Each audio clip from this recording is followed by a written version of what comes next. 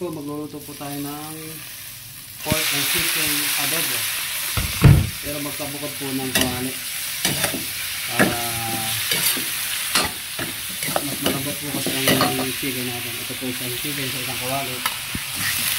Meron po natin pagkasamahin pagkalambot na po. Karne ng ilan. Bago. Hanggang lang po natin pareho.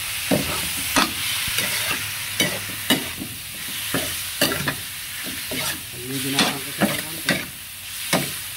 Unahin na pong palambutin itong ko natin. Pork.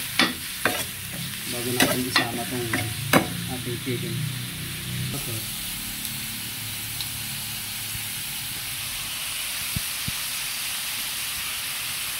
Mamaya na po natin pasasamahin yan. Para nandito po natin ito.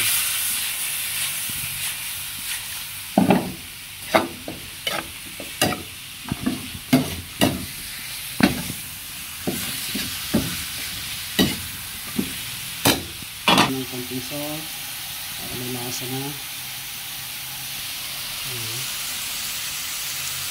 Kunti lang po para ito magkaroon ng lasa.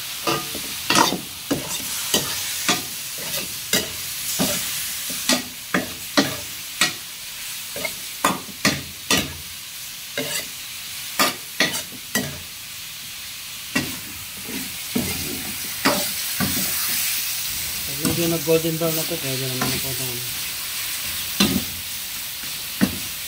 pwede lang patayin. Tapos unahin na po natin yung pork na medyo palambutin ng konti bago natin isama itong ating chicken para hindi masyadong lumambot ang chicken natin. Lagyan po natin ng soy sauce, konti lang po. Tapos vinegar.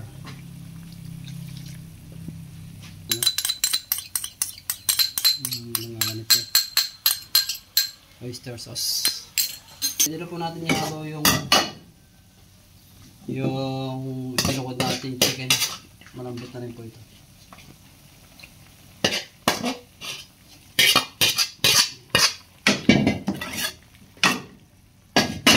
Tapos lagyan natin ng patatas kung gusto nyo.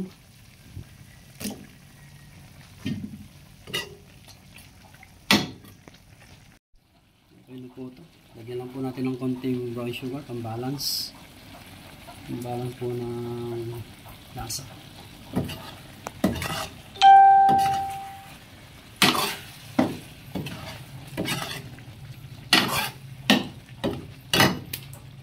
Lagyan po natin ng roasted garlic. Sama natin yung balat para may aroma. Magdagdag po ng kan.